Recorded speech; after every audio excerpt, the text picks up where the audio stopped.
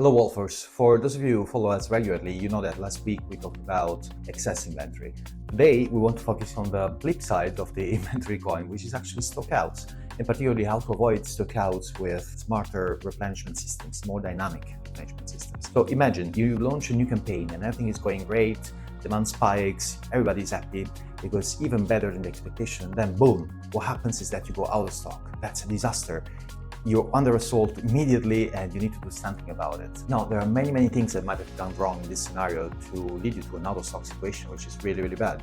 However, let's try to focus on three potential causes. So the first one that might happen is that forecast is based on outdated data, and as a result, it's not taking into account what's really happening from a demand perspective. The second thing that might have caused the issue is that you have fixed reorder points that do not flex according to the actual demand. And in connection to this, third thing that might go wrong is that you have no real-time alerts on SKU depletion. How can we possibly turn this awful situation around? Well, there are different things that you could really do to apply a more dynamic, a smarter replenishment logic to your inventory. First thing, pretty obvious, is running rolling demand forecasting. So basically we're talking about forecasts that get up to date constantly depending on the actual consumption of the product. The second thing, which is particularly relevant in the case of an omnichannel strategy, is syncing the storefront data to the warehouse data. So making sure that those two very important parts of the supply chain actually work in sync, they work side by side. And last but not least, and this is something that gets a little more detailed, is setting specific SKU-related safety stocks that adjust dynamically depending on what's really up from a consumption perspective. As a pro tip, you might want to make sure that you connect your marketing calendar to your replenishment system so that the two things